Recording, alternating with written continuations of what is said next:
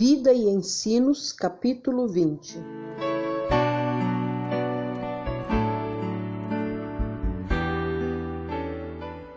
Providências animadoras. De novo fui chamada a me sacrificar pelo bem das pessoas. Deveríamos nos privar da companhia de nosso pequeno Harry e sair a fim de nos entregarmos sem reservas à obra. Minha saúde estava afetada e, se levasse meu filho, necessariamente ele ocuparia grande parte do meu tempo. Era uma prova severa, no entanto, não ousei deixar que impedisse o caminho do meu dever. Acreditava que o Senhor o havia conservado para nós com vida quando estava muito doente, e se eu o deixasse me prejudicar no cumprimento do meu dever, Deus o tiraria de mim.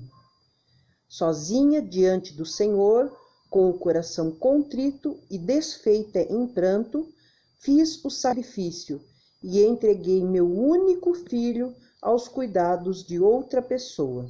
Deixamos Harry com a família do irmão Howland, em quem depositávamos toda a confiança. Eles estavam dispostos a aceitar essa tarefa para que ficássemos tão livres quanto possível para trabalhar na obra de Deus. Sabíamos que eles poderiam dispensar a Harry melhor cuidado do que nós, se o levássemos conosco em nossas viagens. Sabíamos que ele teria proveito em ficar num lar bem estruturado e com boa disciplina, a fim de que sua índole branda não fosse prejudicada. Foi muito difícil a separação de meu filho. Dia e noite eu me lembrava do rostinho triste com que ele ficou na ocasião em que o deixei. Porém, na força do Senhor, afastei-o da memória e procurei fazer o bem aos outros. Durante 5 anos, a família do irmão Howland tomou inteiro cuidado de Henry. Tratavam dele sem qualquer remuneração, provendo-lhe toda a roupa, exceto o presente que eu levava para ele uma vez ao ano, como Ana fazia com Samuel. Cura de Gilbert Collins. Numa manhã de fevereiro de 1849, durante o culto da família, na casa do irmão Howland, foi-me revelado que era meu dever ir a Dartmouth, Massachusetts. Logo depois, meu marido foi ao correio e trouxe uma carta do irmão Philip Collins, insistindo conosco para irmos a Dartmouth, pois seu filho estava muito doente.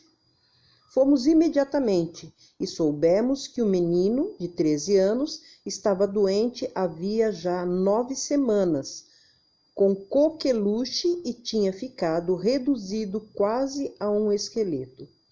Os pais pensavam que estivesse tuberculoso e estavam extremamente angustiados diante da perspectiva de perderem seu filho único. Nós nos reunimos em oração a favor do rapaz, suplicando fervorosamente ao Senhor que poupasse a vida dele.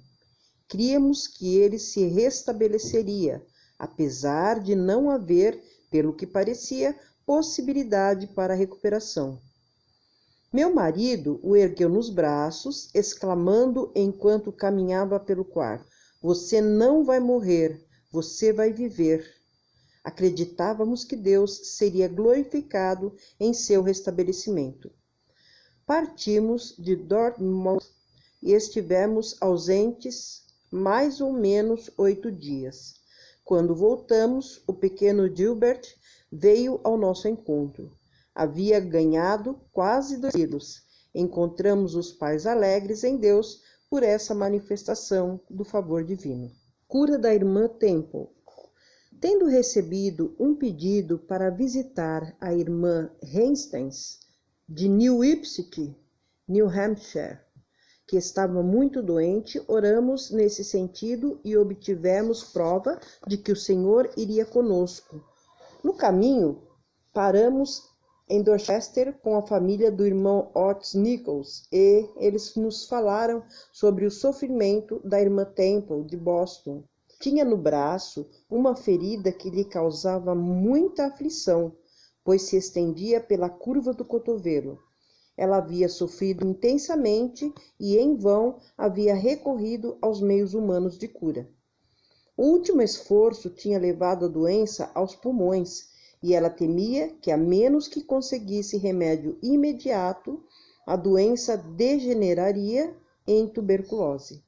A irmã Temple havia deixado recado para irmos orar por ela.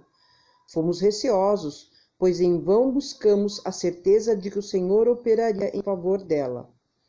Entramos no quarto da doente, contando meramente com as promessas divinas. O braço da irmã Temple estava em tal estado que não podíamos tocá-lo, e fomos obrigados a derramar óleo sobre ele.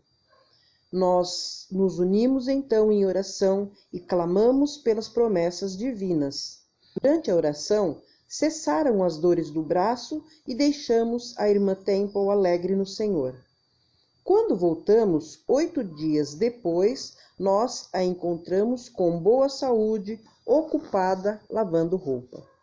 A família de Leonard Hastings. Encontramos a família do irmão Leonardo Hastings em profunda aflição. A irmã Hastings veio ao nosso encontro em lágrimas, exclamando: "O Senhor mandou vocês até nós em um momento de grande necessidade." Ela tinha um filhinho de aproximadamente 8 semanas que chorava continuamente quando acordado. Isso, somado ao péssimo estado de saúde da mãe, estava rapidamente debilitando as forças dela. Oramos fervorosamente a Deus pela mãe, seguindo as instruções dadas na carta de Tiago, e tivemos a segurança de que nossas orações estavam sendo ouvidas. Jesus estava entre nós para quebrar o poder de Satanás e libertar a criança. Mas compreendíamos que certamente a mãe não se recuperaria enquanto não cessasse o choro do menino. Nós ungimos a criança e oramos por ela, crendo que tanto à mãe como ao filho o Senhor daria paz e descanso. Assim foi feito. Cessaram os gritos da criança e deixamos ambos passando bem. A gratidão da mãe era inexprimível. Nosso encontro com aquela família estimada foi muito precioso. Desenvolvemos grande afinidade, especialmente a irmã Hastings e eu, assim como Davi e Jonatas. Nossa amizade não se alterou enquanto ela viveu. Águas vivas. Meu esposo participou de reuniões em New Hampshire e no Maine. Durante sua ausência, fiquei muito perturbada, receando que ele contraísse a cólera que estava se propagando. Porém, certa noite, sonhei que, enquanto muitos estavam ao redor de nós, morrendo de cólera, meu marido me propôs que dessemos um passeio. Nesse passeio, notei que seus olhos pareciam ensanguentados. O rosto estava vermelho e os lábios pálidos. Disse-lhe que temia que ele fosse presa fácil da cólera. Ele respondeu: "Andemos um pouco mais e lhe mostrarei um remédio eficaz para a cólera." Andamos um pouco mais e chegamos a uma ponte sobre um rio, onde ele abruptamente me deixou e desapareceu da minha vista, mergulhando na água. Fiquei espantada, mas ele logo surgiu segurando na mão um copo de água cristalina. Bebeu-a e disse: "Esta água cura todos os tipos de doenças." Mergulhou de novo, trouxe outro copo de água clara e, quando o ergueu, repetiu as mesmas palavras. Fiquei triste por ele não ter me oferecido um pouco da água. Ele disse: "Há no fundo deste rio uma fonte secreta que cura todas as enfermidades, e todos os que desejam ser curados devem mergulhar. Ninguém pode obtê-la para outros. Cada pessoa precisa mergulhar." Enquanto ele bebia o copo de água, eu olhava para seu rosto. Sua fisionomia estava boa e natural. Parecia possuir saúde e vigor.